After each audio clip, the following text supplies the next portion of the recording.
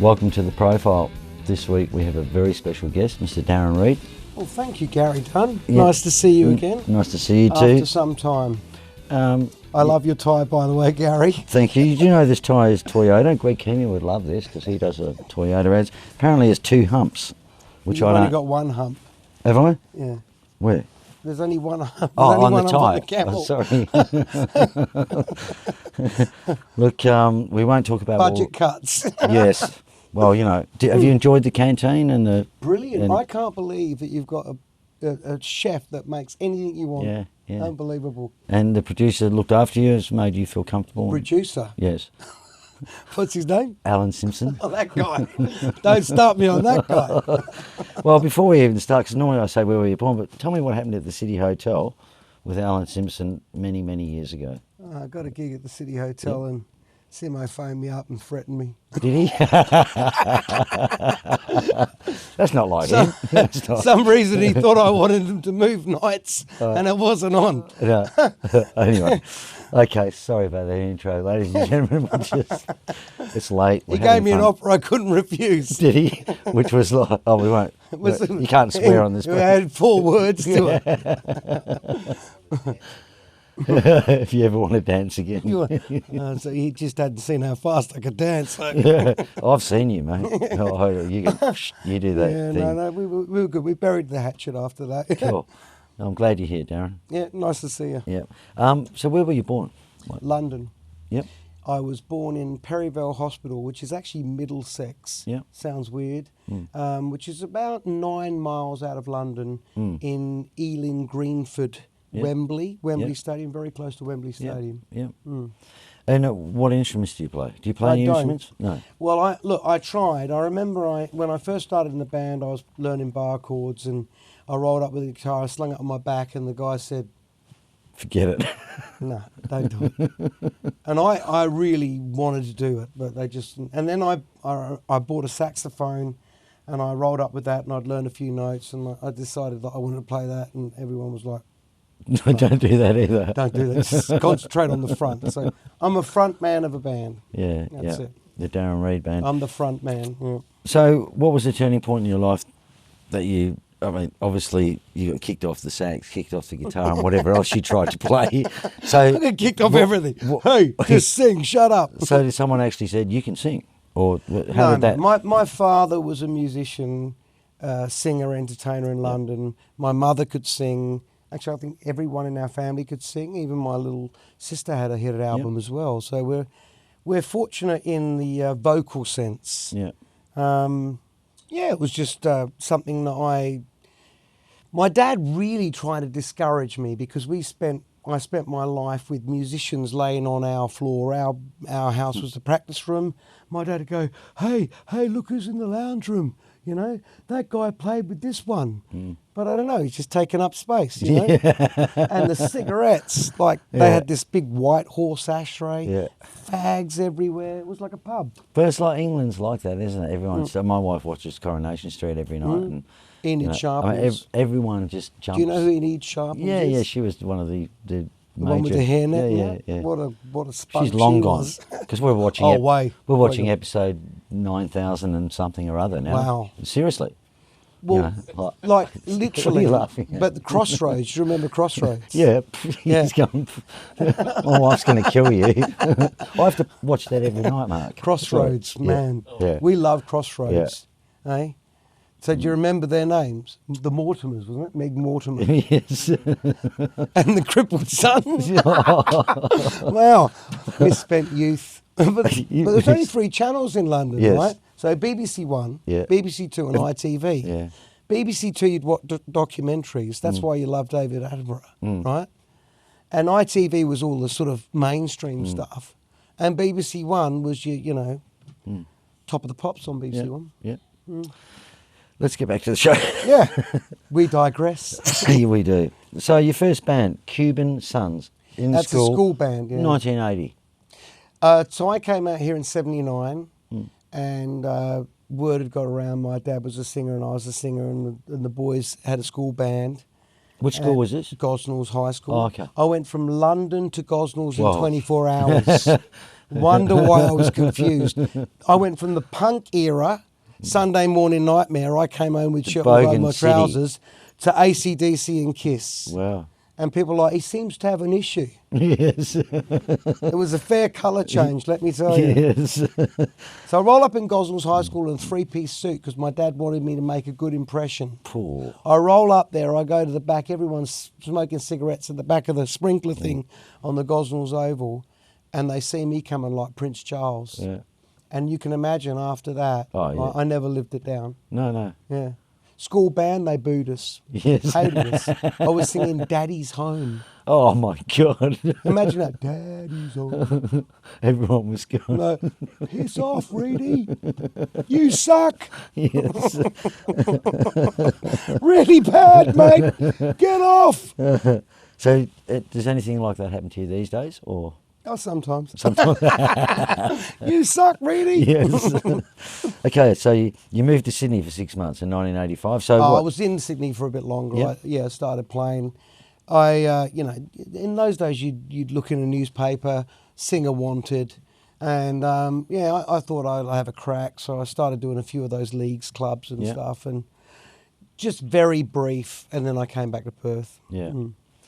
In 1987, you joined a band, Excite. Same thing again. Yeah. Was it Sunday Times? They had a muso section. Yeah. Band singer wanted, so I went down to High Wycombe, joined a band with three brothers in it. They were the Outridge brothers. Outridge Brothers. Yeah, so they weren't really well-known guys, and the only person that was really probably known out of that is Roy Martinez's cousin Ian. Oh yeah. Ian Martinez was the drummer. Yeah. A guy called Jimmy Stamaria. Lance Outridge was the bass player, and his brother Greg ended up playing the guitar, and his other brother ended up playing the drums. So in the end, we had the three brothers in the band. But Lance was with you for a while. Years, Yeah. for years and 'Cause years I and remember years. when I filled in for you. Yeah, way back when, Lance was in That's the band right, then, yeah. I think. He filled in for us. I couldn't afford his rider. Fiver. He got Gary Dunn's filling in. He wants 3 cigars and some whiskey and money. I was like, what's wrong with this guy? I did that on purpose, ladies and gentlemen, because I didn't really want to keep playing with him. Oh, cheap shot. No. So 1987, Excite. So you've told us who was in that band. 88 to 90, a band called Low Clearance. Yeah, so Who was in that band? so Lance came up. So remember Max Headroom? Yeah. Right, Brilliant. so I love Max it was the Headroom. polar opposite of Max Headroom. Right off the It was top of called- my head. Yeah, exactly. Yes. Right. So it was Lance came up with the idea of Low Clearance, and so I mean I really wanted to be a soul singer, but we were doing everything from Bob Seger to we did everything. We were just having a bet. You just wanted to groove out. We just wanted to play. We wanted to play, you know. So John Starr was our first manager, and he had an office up in Aussie Park with Peter Dean. And I used to go in there, and my family owned an office equipment business fixing photocopiers, and I was a copier technician. It's funny the things you remember. I remember the photocopier that Deanie had. It was a 310 Minolta, like the shit that The you old keep in 310 mind. Minolta, yeah. 310 I know that one. Minolta, Yeah. and it was a crap copier. It just And kept it was, breaking it was down. always breaking down. So I said, Deanie, I can fix that for you if you give me unsolicited advice. So Deanie was there giving me the good oil, Peter Dean. Yeah. You start Daren Reid and the Soul City Groove. When and why? Well, Lance went up north and he wanted to keep the name just in case he came back to form a band. And I always thought that Low Clearance wasn't that positive. No, as a name. No, I don't And I think it really is. wanted to play soul and funk. And so more or less I thought, well, if we come up with a name ourselves, someone will take that name again or you'll get into a name argument. So I thought, okay, if I always have a good backing band that's the Soul City Groove that they're proud of, and then no one can ever take your name. And then my dad's band was called Frankie Reid and the Casuals. Wow. And I think that was primarily, featuring the singer. So it made sense to me to do that. Well, what happened if there was another Daren Reid in town? Well, there was a guy. And he started Daren Reid. There was a guy in Thornley called Darren Reid. I got arrested one time. Must have been some badass. So there's other Darren Reids. I'm sure there's everyone that's a Darren Reid probably hates the fact they go, "Are you that Darren Reid?" I don't know. Because I just remember you I think when I first met you, you say it was at Jones. Yeah, so you and I first met at Jones in Scarborough. Yeah, that was a long time ago. He was married to John Rando. No, Stephen Rando. Sorry, yeah, Steve she Rando. was married John to Stephen Rando. Yeah. And Danny. Yeah. So Danny was your friend, and Danny was playing with me. And Kerry was my friend. Danny was the Kerry was Mark Lazotte's best friend as well, right? So, and my wife's best friend. There you go. Yeah. See, and the funny thing is, as we go along in this interview, we realise that we're all fucking interrelated. We're all related. Yes, that's right. We're all related. Yeah. So, and the interesting thing is now, my partner is Linda, who is Linda Rando Parry, who is John Rando's niece, who is Danny's cousin, right? So it gets really weird, right? And then and Maria Rando was also a singer. So, you know, it's bizarre, right? But I just remember, my memory is you standing at goals pinching all of our ideas. Yeah, well, I'm famous for plagiarising. In fact, I tell you, when I really formed this band, Daren Reid and the Salty Groove, I went and watched everybody. Yeah. And I watched every good idea. And I remember you watching and I'm proud of that. Yeah, yeah. But I even nicked your sax section. No. I had Jimmy Smith and Joe Smith in my band for a while. Yeah. And the night after was a great band. Yes.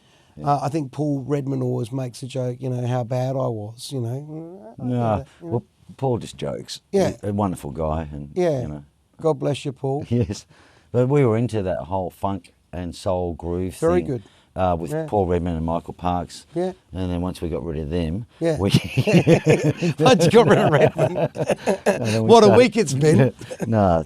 But they were great days. Excuse me, I'm not drinking today. Yeah. What's this camera lens doing here? Got no idea. Yeah, so they were great days too, weren't they? You know, what a great place and great musicians. Well, Gobbles was an amazing venue, wasn't it? Particularly for you guys. Yeah, 9 years of. Yeah. Anyway, so talk to me about your dad. Your dad was obviously you've mentioned he's been a singer in the UK and he played with some big names. What you brought a book with you as well, and I think. Yeah, I'll tell you about that. So my dad came. He was brought up in Sri Lanka. My great-grandfather was an engineer, went to Sri Lanka in the Scottish Guard. I come from a long line of engineers, right? Wow. But I say I'm an engineerly. Because I never finished squat. I'm a reasonable sound engineerly. Were you like the black sheep? Because you didn't finish I started off as a tool maker. Dad wanted me to be a tool maker. My uncle got me into fixing copiers and etc. But my dad was more or less a prolific entertainer in London in a really developing time. So he was very fortunate to be in the right time at the right place. And he joined the Ealing Club in a very early stage. He was actually the 275th member, which seems like a lot, but it's actually not. And Alexis Corner and Cyril Davis were the guys who were driving that place. And they spawned a lot of bands. And my dad was a resident act there. Can you name some of the bands they spawned? Oh, so many. Yeah. One, the Rolling Stones. My dad did a lot of shows with the Rolling Stones. My dad had a lot of famous players in his band, and there's a website called Garage Hangover. Sort of talks about the fact that my dad has so many people that are famous that come into the band. But the first guy that he has, so he has an association with Jim Marshall Amplification. Jim grew up in Acton. He had a shop in Hanwell, and that's pretty much our hood. So my dad and Jim were reasonably close friends. And Jim would teach everybody how to play drums, including a couple of very famous people. Mitch Mitchell was taught, who was obviously Jimi Hendrix's drummer. But before Jimi Hendrix's drummer, he was my dad's drummer. Wow. Yeah, so Mitch, a number of times actually, but he played... And what a brilliant drummer. Wow. Yeah, fantastic. I don't think he played like that with my dad, though. Yeah. Somehow. Yeah. I mean, the other chap that was in the band that wrote this book, John Kerrison... really interesting guy. So he was in episode 6. Now you go, who's episode 6? Well, episode 6 had Roger Glover and Ian Gillan, Deep Purple. right? Deep Purple. So the story goes like this, that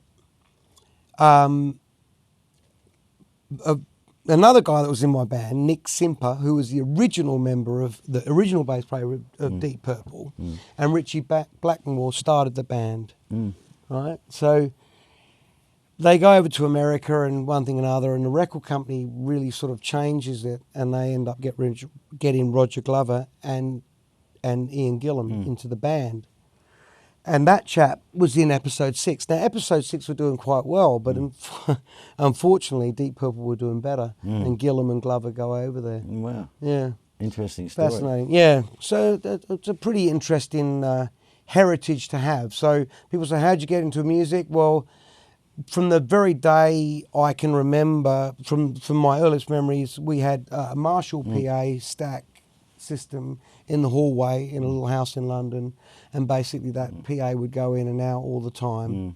My dad would play gigs. We'd have all sorts of weird and wonderful characters at our house, and the Marshall thing was something that was really sort of right throughout my life, because my mother was best friends with Sylvia Marshall. And I grew up, or was in the pram with the daughter, with Joanne Marshall, or Anjo, because I'm dyslexic. Okay. So I called her Anjo. That's when they should. Are you dyslexic? Chronically. Yeah. Yeah. So So my you- mum you think- actually says that I should have picked up that you were dyslexic when you kept calling Joanne Marshall Anjo. That was kind of the benchmark for So my you think mum. you think a dog is God? I think an agnostic dyslexic insomniac lies awake at night and thinks, is there a dog? Yeah. So Jim Chronically. Marshall, a drummer, isn't it interesting? Because I met him, we used to do a Marshall competition when I was at Cosmic, and he came over. And he did the Gobbles thing as well. Yeah. Well, he came up to the Gobbles, we did that whole Marshall thing, and he was a drummer, and here we are with his amps. He was a very good drummer. Yeah. I mean, he was good enough to teach a lot of people. Mick Underwood was taught by... Wow. do you know Mick Underwood? Yeah, Mick Underwood. Yeah. Fleetwood Mac. No, I'm No, sorry. no. He was I'm in... thinking of Mick Fleetwood. Mick was probably one of my Facebook mates, so I'll tag him into this. And so is Terry Marshall, actually. So I'll tag him into all this, and they'll be very interested in this show. But we get back to Perth. I suppose I was lucky enough that when I came here, I started a new life. The reason why we ended up in Gosnells was the fact that my grandfather was an engineer, so he was working up at Ready Mix, that big hole you see. Yeah. And my dad thought, well, I'll go there, start an engineering business, and that's why we ended up in Gosnells, not because of the area, because Gosnells was actually a good working class area, and there was lots of engineering work. Yeah. That's why we Cool. ended up Really interesting story.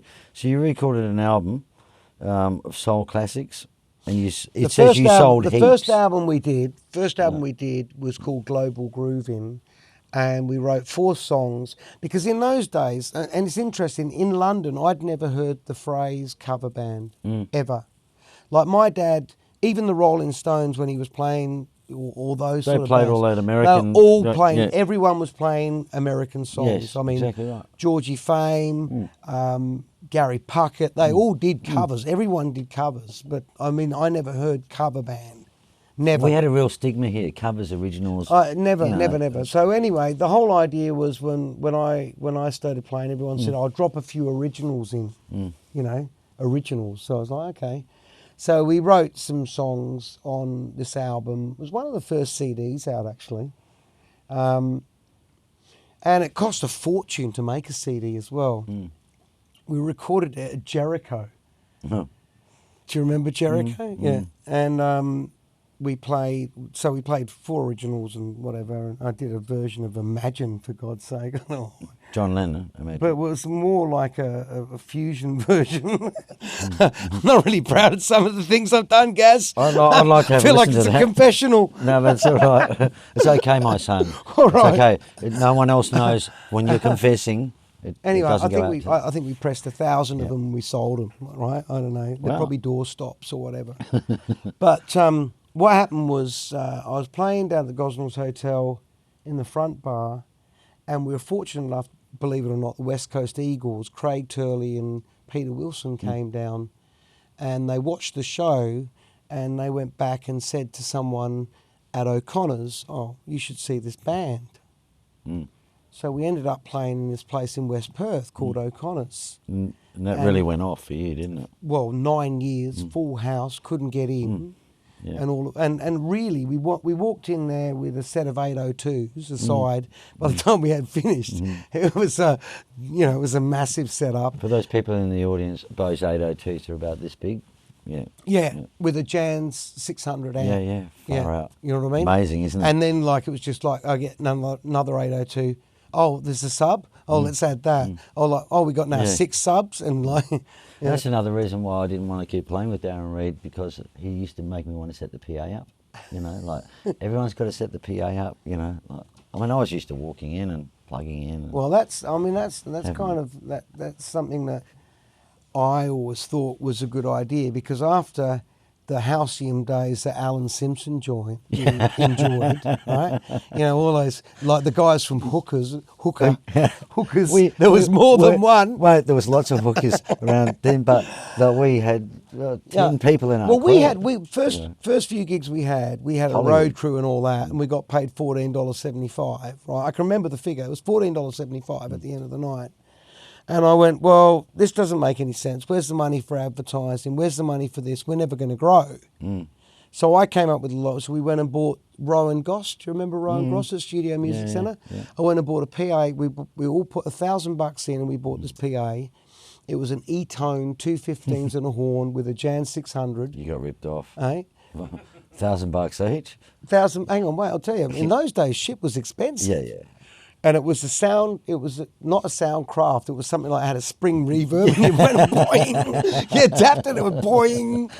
But anyway, we thought we were the duck's nuts. Yeah. But it was a good business decision. It was the best decision. Yeah. And the whole idea was we'd get up, 2 of us would set it up, and all of us would pack it down. It was only 3 mics. There was no subs. There was nothing. Yeah. And then slowly but surely we kept adding and adding. Went to a Bose PA, and now, God, we've got 3 different types of PAs. Really? Yeah. 71 gigawatts of power. Gigawatts. So what do you have? Well, this gig here we'll have to use this PA. And this gig here we have to use that PA. Yeah. Seriously? Yeah. Oh, okay. Horses for courses approach, Gaza. Mate, you're way ahead of me. Yeah. Well, it had to happen because there was no money in it, and my mindset was, what's the point of being in a band without being known? So I wanted to be advertised. I remember Joe Cipriani sending me this note saying, someone's actually written in saying, do you own the Express magazine? You? Yeah. Because, or is it your dad or something? Because I put so many ads in there. Yeah. But I was like, well, what's the point of being in a band if you're not known? Like, it's nothing more embarrassing than going, I'm in a band. What's it called? Oh, it's Hog Fodder. Never heard of it. Yeah, okay, we're really good. Come and see us, Yeah. So now you say Darren Reid, oh, God, I hate that guy. No, we don't say that. So talk to me about 2016 Gloucester Park We Care Bushfire Concert, because I know you were raising money for the bushfires, and it was well organised. It was great entertainment. No one turned up because it was the hottest day on record of 46 degrees. What can you? Well, no, people did turn up later. There was definitely the feature acts. It was so going back a bit. A year before or 2 years before that, there was a whole heap of bushfires, and someone had run something in Mundaring, and it was well enough run. All those houses burnt down. Yeah, but no one came, and I believed it wasn't good for the industry, right? And so as soon as the next lot of bushfires came along, there was myself and a couple of other people. And we went, well, let's not do ourselves a disservice. Let's do it in a big way. Yeah. So I called all of the key players in production, Neil Campbell, Camille, Brad Smith, and got like 5 or 6 people and sort of said to them, okay, if we're going to do this, let's do it in a big way. And so we secured Gloucester Park, and we set up 3 massive stages, and we tried to engage a cross-section of what is great in our music industry in Perth, or anyone that's had an association. And of course, Howie had been affected by it. Howie Johnson had been affected by it, right? So he'd lost everything. Yeah, that was just down he'd lost everything. Yeah. And I'd spoken to him, and You know, so I wanted to sort of feature that because to bring it back to a musical thing, Yeah. one of our own, so to speak. Even though he's not of my era, I really felt for him. He'd lost everything. He lost everything, right? Yeah. And so best intentions, and these things always start with best intentions. You know, we secured everything. It was an amazing setup, incredible setup, 3 stages. And Gloucester Park were fabulous about everything. But the lead up to it was, it went from a normal weather pattern to the hottest day. It was hotter than hell. Yeah, yeah. I mean, I was 46 buying degrees, ice. yeah. I was buying blocks of ice. But it still made money. And the reason why it made money, well, I was very fortunate. I have some very good business friends, and GCS gave us some money. Who's GCS, sorry? GCS is a construction. They supply, you see GCS on the toilets, and they gave us some money. Ernst & Young gave us some money, right? Prestige Honda gave us some money, and a few other businesses gave us some money. So no one got paid for the gig, and I'd secured sponsorship. I paid for all of the airfare, so Angry Anderson came, Dave Gleason came, but he had gout. I said, "What's up, Dave? I can't walk." We had Yak Sherrod on drums playing. It was a great band. I mean, like, the whole thing was a fantastic thing. And in the end, probably 1,000 people came throughout the day. Yeah. So it made $50,000, and it was delivered to the Lord Mayor's Fund. Now, the Lord Mayor's Fund has nothing to do with the Lord Mayor. It was established from memory. Don't quote me. I think in 1968. And the idea is, if there's a travesty or disaster, this Lord Mayor Fund can go out to the city of Perth or people and collect money and hold it there. And then they put a committee together to decide how the money was spent.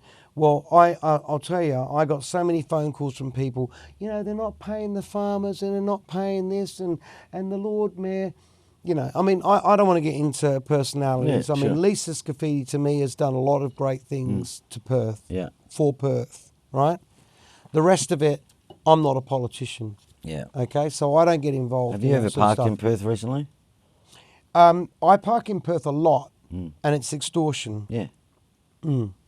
It's expensive. That's all I want to say. But, right, do I think it's right? No, I don't. I think they should come up with a better idea, right? But as I say, I'm not a politician. And we're not here to argue about parking prices. But you get what I'm saying. Yeah. So, like, I mean, when you get involved, and I swear that everything that you do or you organise takes a bit of your soul. Yes. Right? I mean, I kid you not, it was high pressure, and You put yourself out there. you put yourself out there, and look, I don't mind putting myself out there. If you can do it with integrity and ensure that you've got everything covered, and I think I had everything covered. So I was happy with the effort. I think everyone put a great job in it. I mean, some people would dark on me because they didn't get thank you letters. Like, so some people phoned me up and said, "Oh, you know." Were some of the people supposed to be paid? Or? No one got paid. Yeah. No and one they got all paid. knew they weren't getting No paid? one was ever going to get paid. Yeah. No one. And what some Angry people said. Anderson didn't get paid. Yeah. Dave Gleason didn't get paid. But their airfares were paid. Their and so airfares, on, their accommodation was paid, their food was paid, they were looked after. They were never told they were paid. It was never a case, Yeah. Okay, no worries. Just something that clears that up. So, you know, I mean, like you say, you go into it with the best intentions. You know, we do it on this show as well. You know, we don't make any money out of this. We spend our own time and money doing this. Absolutely. And you still get people that grumble, you know, about things, if you like. So I won't mention who and the Well, let's different just stuff name and we get. shame. Let's just get it out there. No. Come on, Gaz, get the dirty word off your chest. Do I you want mean, me you to got sit- some, you got some camels on your chest. Do you, Get it want off. me, do you want me to sit there and then you can, then I can. Okay, right, go on. So, what are your thoughts of your music industry today, as opposed to, you know, when you used to come in the gobbles in the 80s and the 90s? What is it changed? Is it better? Is it worse? Are you making more money, less money? Well, we're fortunate. We're established. So, look, no one ever starts out to be a corporate band. Let's get that on the table. I didn't start and go, "Oh wow, I want to dress like a penguin," and go and and go and sing. You know what I mean? Like I looked at my band one time, I was like, fuck, I got 5 penguins here, right? There's a penguin and a guy in a ridiculous suit. Well, it's funny because I went to Penguin Island with her grandkids the other week with my wife, and I thought, fuck this, Darren Reid. And it's just, you know, what are they doing here? You know what I'm saying? So we didn't start off to try and be a corporate band. I mean, the fact was that we were fortunate enough that the corporate type client embraced us. So, you know, that can make up to 50% of our work. And that's better money anyway. It's better money, but it's more work. Yeah. Like it's a longer day. You got to go there twice. You got to set up. You got to dance the merry jig. You know, and there's a responsibility to it. You know, it's like, you know. So, I mean, a pub gig to me, we're lucky because we have a very strong following and we play statewide, and that's been through a diligent plan of execution over a long period of time. Yeah, so a lot of by hard work design, and, by design, right? Just chip away at it. I've got a really good band. You know, they're good people. They're good people to work with, and I'm really fortunate that we haven't had too many member changes. Yeah. So we'll just talk about the members quickly because I feel remiss not to. No worries. I mean, because I know that when I watch this, there's a lot of things. So do they smoke cigars and drink scotch? Well, one did, and then we got rid of him pretty quickly. So, well, see, you reckon I flicked you, but that's not the case. No, because I'm joking. Yeah, I know, because you were filling in for Danny Ray Church, right? So that's his black name, Danny Ray. Because because James Brown's MC is Danny Ray, so I used to call Danny Ray. So you were filling in for Danny. So interestingly enough, we haven't really had that too many members of the band, but the significant members that people would know is that we started off with the Outridge brothers, and then we had Ian Martinez, and then that section came, and then we had a very young Howie Morgan join the band, and he's obviously done great things, and I was his manager, and I actually got him signed with Sebastian Chase, and he was doing particularly well, wrote a great album. Then we move on. We had Jared Pizzata, which is Bruno's son, and Sammy. A good story about Sammy is I go to buy a DJ setup at the DJ store. DJ Factory, wasn't it? DJ Factory, right? Sorry, Sammy. And Sammy goes... You're thinking of Store DJ, but... Yeah, Sammy goes to me. Sammy goes to me, I'm not going to tell the DJs that you're buying the skier. And I said, why not? Because I have every musician going, Darren Reid takes all my work. And the DJs will be saying the same thing. I just cracked up, you know? Yeah. Sammy Pizzata. Politics. So Bruno's son joined Jared. our band. He was in the band when I filled in, Correct, I think. Yeah. So he was in the band at 17. He just got his license, so we had to wait till he was 18. Drummer. Man, he's playing with everybody. Chip off the Brand old new block. heavies, mate. Unbelievable. Bruno is... Number 1 draft pick. If you could have a kid like that. Yeah. But I was lucky also because I had Fenton's son, Kingsley, and he's a Jet, right? Yes. So I have all these kids. Now I've got Frank Chalenza, not Salenza. Yeah, Chalenza. Right? His nephew, Nick's been with me for 6 years. Yeah. Brilliant keyboard player. Yeah. So I've had all these kids of your era or the era before playing with me, and that's been very rewarding. Yeah. So, They've stuck by you, yeah? Yeah. No, they've been really, really good. I mean, Jared... I went and saw Jared in London when I was over there, and he's doing well. The weird thing is he's living in Ealing, where I came from. And my cousin Aloma's over there. Wow. They went over together. Crazy. So, bizarre, right? I go, he comes there. Maybe that's why he went. No. West Coast Eagles. Mm-hmm. You're a fan, aren't you? Big fan. So do you want to talk about them quickly, or is there anything? I'd love to talk about them. I did John Worsfold's testimonial. That was really good. Yeah. I have a really good friendship with John. I have a very good friendship with Peter Matera. Yeah. I have a good friendship with the 92 Premiership side. I can tell you great stories. I mean, I played the Full Monty show at the entertainment centre. 8,000 people, band in an orchestra pit. And only me on the stage, and there's me in a silver velvet suit, entertaining 8,000 people. I think I'd seen, an act in there with like screens and stuff, and there's just me and a stick and the band in the pit. Benny Cousins was a good guy, Yeah. What about you? Same. Oh, look, Gobbles, you know, Glenn Jakovich, but mainly Glenn's like Craig, a great mate of mine. Yeah, Craig Played his- Turley. I mean, yeah, Chris Mainwaring was the stalwart in the Well, back room. Chris was a great... Obviously, with Chris Lewis and... I'll tell you know. a story about Chris, Yeah. right? This is a great story. So at that gig, Peter Matera, they've done this Wake Up Woosha thing, right? And Peter Matera comes over and he's had a couple of beers and he says to me, Daz, that was really good. I reckon we should do it again. Well, it's a program show. Yeah, so- I'm like, Pete, you can't do this. Yeah, so- No way. You know, we're not going to do this again. You can't do Wake Up Woosha again. He goes, no, we got to do it. We got to do it. I said, no, mate, I'm not going to do it again. Anyway, he walks off and Chris Mainwaring goes to me, this is when you lose respect to your heroes, right? Yes. Maney was just a legend. He was a great guy. I'll tell you a story. We at the back room at Gobbles. There's a back room and a back room and a back room, as you know. And we're all sitting around this boardroom, and my wife was there, bless her, and all the band. And Chris Mainwaring was sitting there. And Chris was a character he is. He's just telling all these stories, and my wife's looking at me, going, "Who's this guy here?" Right, and I'm trying not to say anything because that's Chris Mainwaring. He just won a premiership. Oh, who doesn't know Chris Mainwaring? Yeah. You know, and she actually stood up. She said, oh, "What are you doing here, mate? Who are you?" So, you know, that was. So that's when you left your wife and joined Chris. No, but Chris and her became really good friends, actually. And, He's a great. And so they he always was a used to great come guy. up to Gobbles all the time, and John Worsfold as well, and Brett Heady, all of them. So Yeah, Brady. and, Yeah.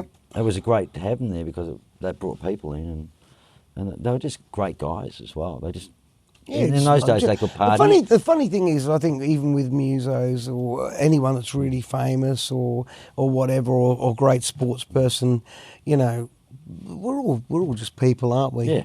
I think, you know, we're all just people, and really, I think perception of how you think someone's going to be. But when you get to know them, or you got stuck in a train with them or whatever, you just chat and you realise they're just people.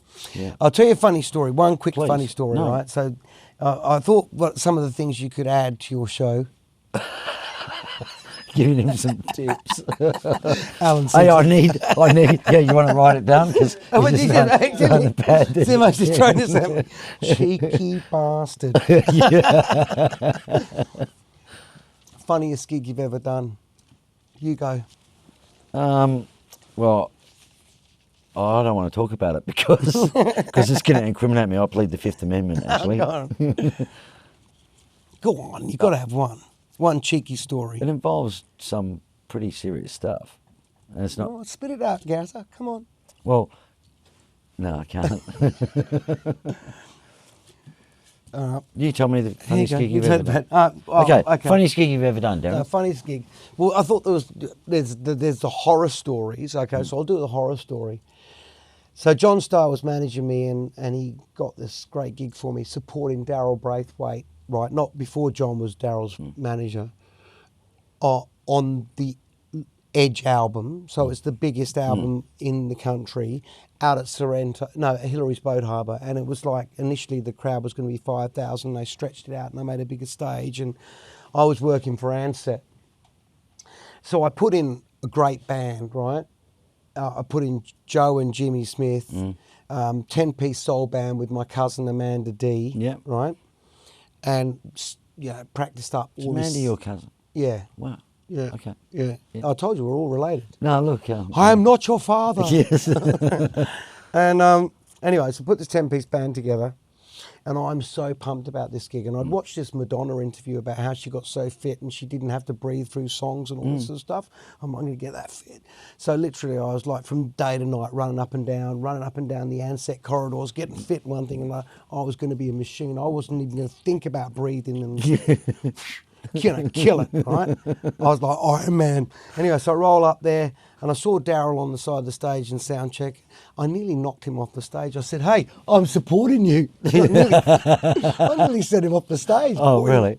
Oh, yeah. Anyway, So I'm pumped, right? And so the band starts Can't Turn Me Loose. And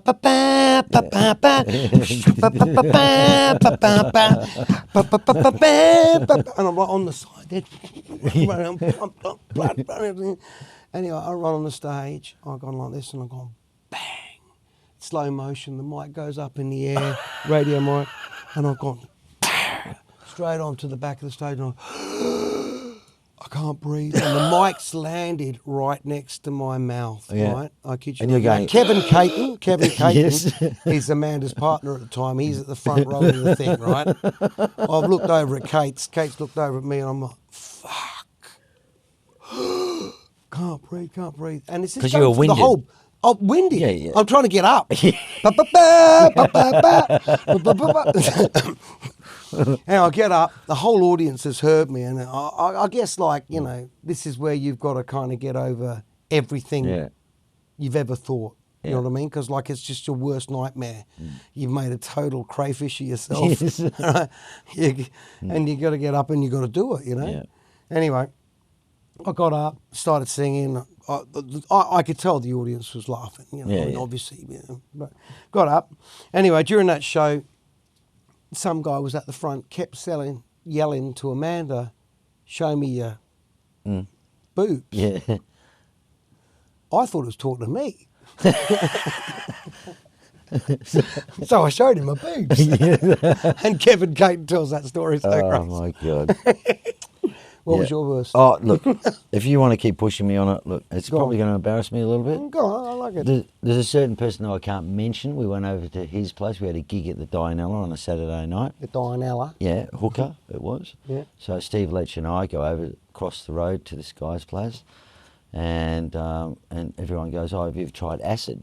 And no, it's 4 o'clock in the afternoon. We're all playing guitar, so I'll try some of this stuff. So we've got to drive to the gig. So I'm driving, Steve's sitting in the passenger seat, and I'm driving to the gig going, I don't feel good. Everything starts going wobbly and all this sort of stuff. So by the time I got to the Dianella, we couldn't go in the front door because we were not us, right? Because the first time, you have no control. So we'll go in the back door. So we sneak in the back door with guitars and all that. I'm trying to get my guitars in, and Steve sees a chair, right? And this chair happened to be holding up the whole lighting rig, which one of the lighting guys had gone back to the factory to get this part because the bottom part. So Steve grabs this chair and pulls the chair, and the whole lighting rig falls on the drums, everything, smashes absolutely everything. And we're just laughing because we just can't stop laughing. And Peter Cosgrove and all the, like roadies and mixer. So Peter was... mixing us then. What? That I won't swear, and we're just laughing, and no one thought it was really funny. But by the time we got on to do the first song, which was what's it, Gary Newman? Cars, yeah. Cars. Yeah, Cars. Steve couldn't sing and I couldn't play guitar, and we were rolling around on the floor. So it was, So who was in hooker? Phil Ford on bass, Sam Marcello on drums, Steve Letch on vocal, Rob Galley on keyboards, and me on guitar. So. Yeah. That was funny because when the whole lighting rig came down, it was catastrophic. And it would have been 64s, like we were big lights, tripping, lights, tripping on LSD. We thought it was really funny. So, but no one else did, obviously. No, of course not. So you made me tell that story. Brilliant. See? Okay, your thoughts of the music industry today? We did. Okay, so the music industry today, we didn't. I think it's just different. And I hope that there's a future for everybody, for all the, because look, there's still a lot of guitars get sold, isn't there? Johnny Goldsmith at Cosmic still sells a lot of guitars. Oh, I don't know whether retail's that good anymore, and there's no Guitar Heroes anymore, there's no Slashes anymore, there's no, Eric Clapton's, there's not, retail's not good, I don't know, Darren. but someone said to me, a great song's written, and I was saying, well, there's great songs written. Bruno Mars is amazing, man. Yeah, but he writes Beyonce, his own songs. You've got 3 Beyonce's songwriters amazing. in the world that write most of the songs. I and know, John Legend, All For Me, All For You. What is it? All For You, All For You, All For Me. All for you, yeah. Right? They're great songs. Yeah. So I don't know. I think it's half as bad as what we think it's. I like the saying, it's never as bad as you think it is, and it's never as good as you think it is. I think somewhere in between. I hope that all of these people that are going to conservatorium, all these people that are learning instruments have got somewhere to play. I really do. Yeah, so do I, and I can't see but it. I would say, though, also this, right? Have a plan. Yeah, have a plan. I agree, and you're smart like that, and you've turned it into a bit of a business. But I was talking to a booking agent today, and I won't mention who. He said, winter's coming.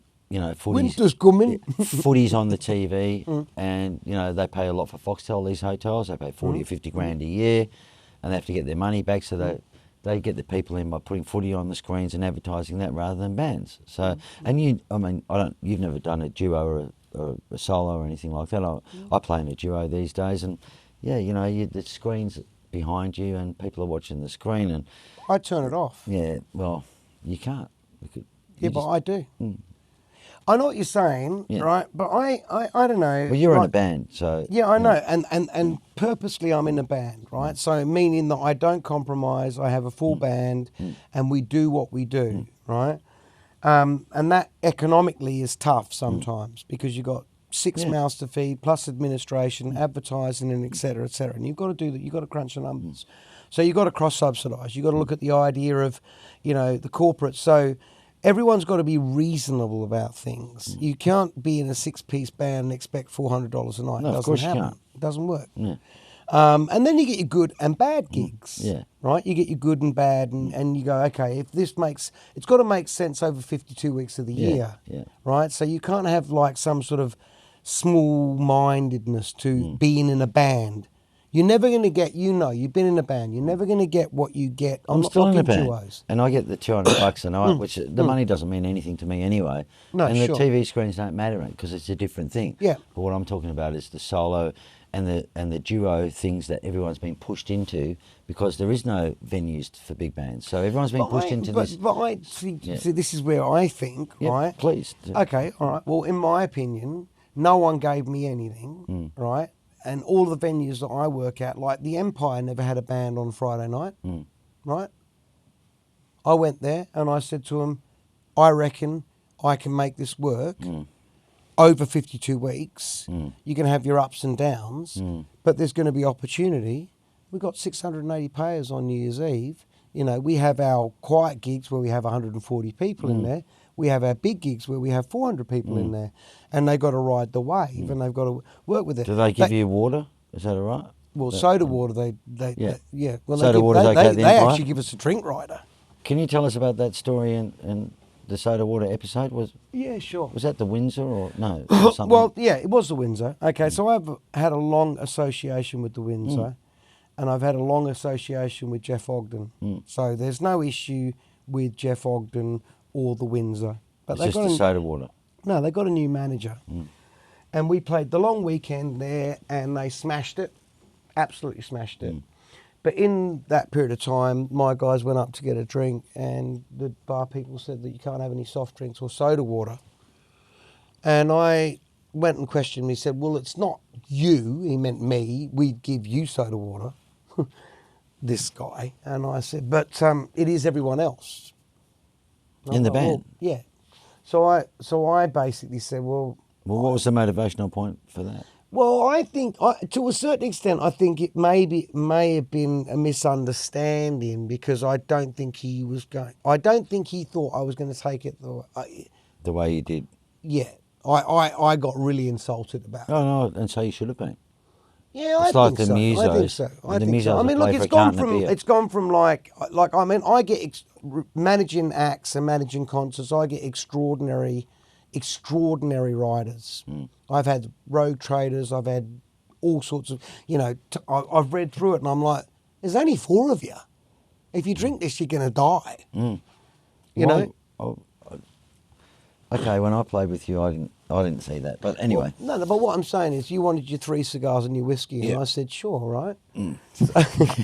So, but fundamentally, we don't, you know, it got, what happened was I put Sodagate on the Facebook and the paper picked it up and it became, and then they got extremely defensive.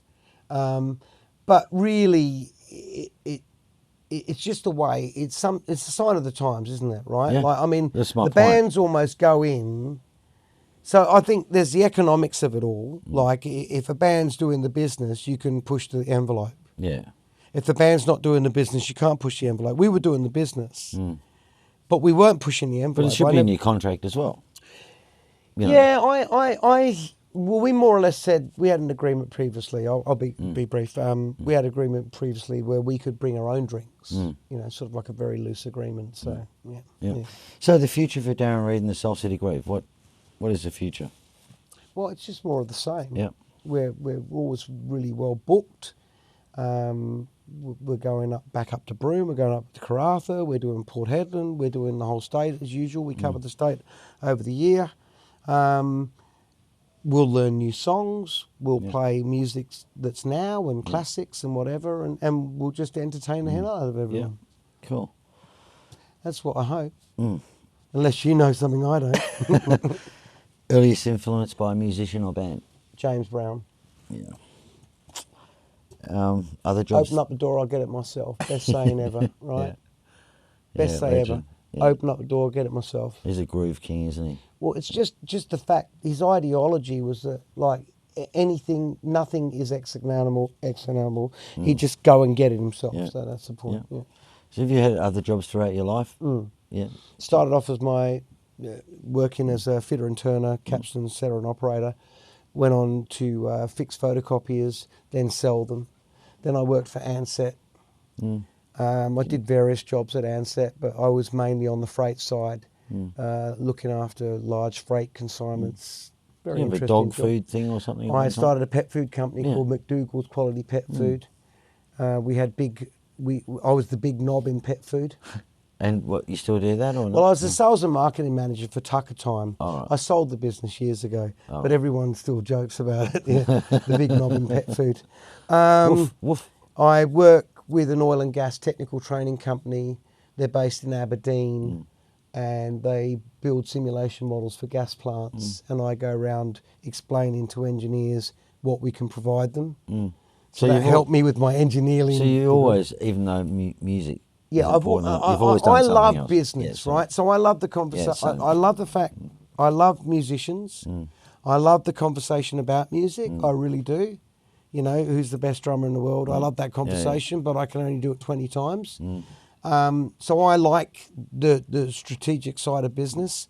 I like operations and I like logistics. Yeah. Who's your favourite band of all time? I don't really have a favourite band. I mean, I like all the greats. I mean, the obvious is everyone says. I think probably if I had to have one band, I'd say it'd be the Blues Brothers live band. I love that band. Brilliant, huh? Like from the start, I used to put it through the and it's music I love. So I loved that band. Yeah. I love that band. If you were stranded on a deserted island, what would be the one album you would take with you? That's a great question. That's my producer who came up with one. Yeah. Alan. Well, first of all, I'd never get stranded on a desert island. No. No, because even if I was, I'd work a way of getting out of it. No. Unless it was a really hot desert island with lots of, fun stuff. Like what's fun stuff? I don't know. Well, they'd have a nightclub. And You were stranded. So what sort of desert island is this? You're on your own, mate. That's it. I'm on my own. Yeah. What album do you want to listen to? So have I got a record player? Yeah, of course you have.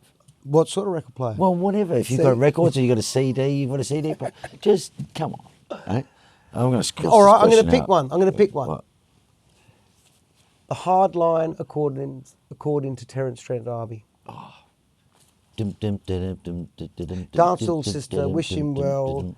But he does this wicked version. He does this this vocal thing at the end of it. It's called a tone poem. It's an insane album. Yeah, I've heard it. Yeah. And I mean, he's an insane vocalist. Yeah. We obviously did that at Gobbles in the Gobbles band. Yeah. So. What unfulfilled ambitions do you have? Any at all? Lots. Lots? Lots. There's not many Heaps. people that say lots and heaps. Stacks. I've got so many things I want to do. Just name 3 of them, because we're running out of time. The producer's going. Yeah. Too many to name. No, okay. I mean, I want to travel more. Yep. I love Italy. I could spend more time. I'd love to be Italian for a year. Because you get to have a wife at home and a lover just up the street if you're Italian. That's what they do. And everyone accepts that. No? Is that I'm not touching that, Gaz. Okay. Have you met the randos? They're lawyers. What are you, nuts? What's wrong with you? I know the randos. Come on. Are you serious? And you're doing this on No, camera? This is in Italy. No. Hey, I'm not going there, mate. Okay, no worries. Jesus. No. Okay. Let's, what was your favourite? I meant the food and the lifestyle. Yeah, okay. What's your favourite TV show growing up? Tomorrow People. Tomorrow People? It's a very strange show, but they could basically press this belt buckle, and I thought like it was and you could morph into another plane. Wow. Yeah. So you could go to Italy and have Well, the you could go wife anywhere, and, the lover. and you could literally, and I mean, this thing would be on all planes, so you could move with this belt. It was sort of like a belt buckle as well. Do you remember Clunk Click Every Trip? No, you've lost Remember me. when you had no seat belts in England and you had Clunk Trip right, yeah. Every I see. Trip? Yeah. You know, the Tomorrow People belt looked like that. Okay. Very Like interesting. an old seat belt from a P-76 Leyland. Yeah. P-76. You're gone. Remember? Do you collect anything? No, not really. I mean, yes and no. I collect bad PAs. Can you sell them? Or Can I sell them? You can. I don't tend to sell them. I go because I'll probably You're need gonna hoard that it. compressor. Yeah, I'll probably need that. So you got a desk. warehouse full of. whatever. Yeah, I've got a warehouse full of it. Yeah. Okay. I'll come to you when I need my next PA hire. Not as much as Neil Campbell's got, though. Jesus Christ! I'm like, why did you get rid of that? Or Vinny Yeah. and Keith. Oh, that's nuts, isn't it? And funny, I was talking to Vinny Correa the other day. I rang him, and I said, "What are you doing?" He said, "Oh, I'm just. I'll call you back in a minute because I'm picking up this drum kit. I've just got this guy on Gumtree. It's $50, and it's this vintage kit, and I'm going to do it up. But you've got 700 kits in this house, and everything's full of kits, but keeps He buying loves kits. them. He loves them. Yeah. So, what would you put in your gravestone, Darren? I tried. You tried. Okay.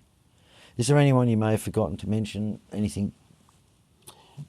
Just the stellar effort that the current band and all the band members like Matt Bartell, the guitarist, Sam Pettit, the drummer, the bass player who's been with me for 16 years now, Christian Deesnerf, Wow. Jasmine Stone, 15 years. I'm very lucky that I've had such a long success with the same people. Yeah. And Michael Tan, who was a keyboard player, went on to do musical direction with the Commonwealth Yes. Games recently. Kingsley Old Metal and Michael are now playing with Dami Im and Shannon Knoll. So I'm pretty proud that all of the guys in the band, and there's been only a few, Jared Pizzada has gone on to do great things. You know, so I'm proud of that. Yeah. And cool. I'm proud of the people that I've been associated as the industry is. You know, I'm proud to know all of the people in the industry. I like the industry. Yeah, good on you. I love your glass half full. Yeah. You know, rather than glass half empty. And Well, it depends whose glass it is. is there something about Daren Reid that we don't know that you want to share with us? I don't know. I don't think there's anything that people really do know about me. You know, I mean, we all know each other superficially. I suppose the band members know me very well. I think I like to think that I like to think that I'm a good person. Yeah. Right? I like to think that my MO is to do good and to bring goodwill. That's probably. You're like a superhero, really. I don't know about that. But that's how I feel. That's pretty much what I think Cool. generally. Mate, it's been really interesting talking Yeah, to you. I appreciate your Do you know time. what clip we're having at the end or after? Well, there's not too many clips of us because I've always not really gone for the clip thing. Reason being is I reckon it ruins a show. Someone will watch it at a corporate garden if I like that. Yeah.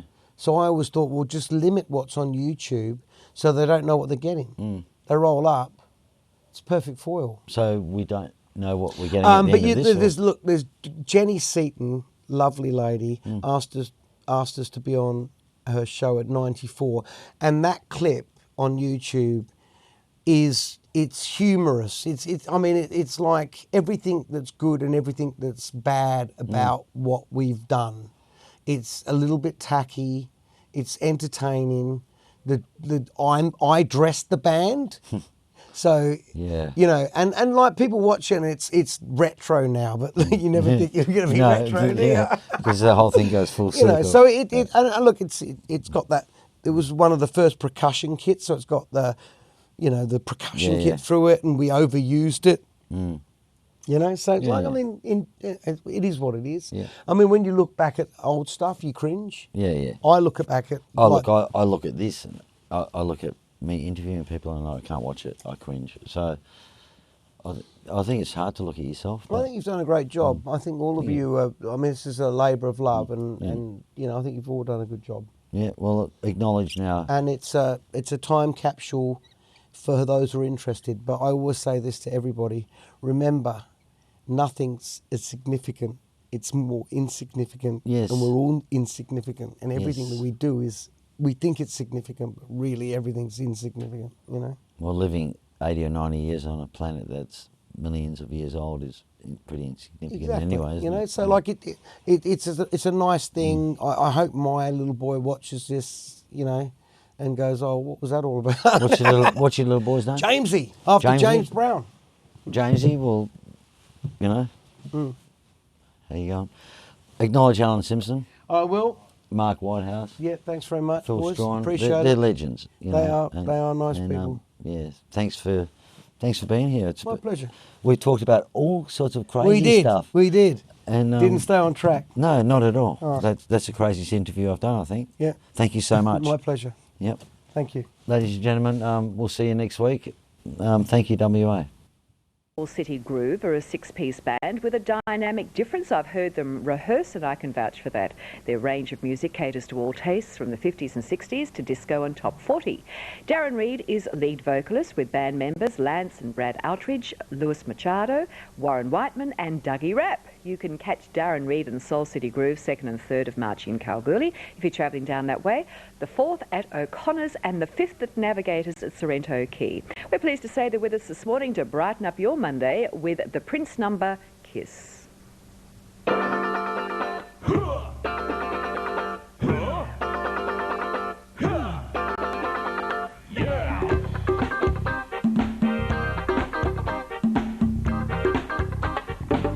You don't have to be beautiful to turn me on. I just need your body, baby, from dusk to dawn. You don't need experience to turn me on. You just leave it all up to me. I'm gonna show you what it's all about. You don't have to be rich to be my girl. You don't have to be cool to rule my world. Ain't no particular sign I'm more compatible with. I just wanna show extra time in your kiss.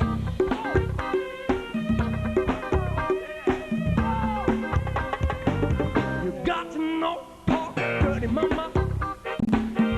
If you wanna impress me, I can't be too dirty, mama. I know how to undress me. Yeah, I wanna be your fantasy. Maybe you could be mine. Yeah, just leave it all up to me. We're gonna have a good time. You don't have to be rich to be my girl. You don't have to be cool to rule my world. Ain't no particular sign I'm more compatible with. I just wanna show extra time in your kiss.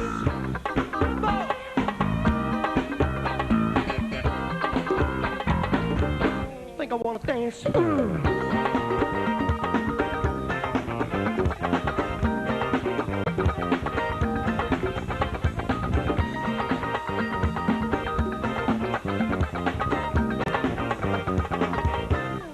Women, not girls who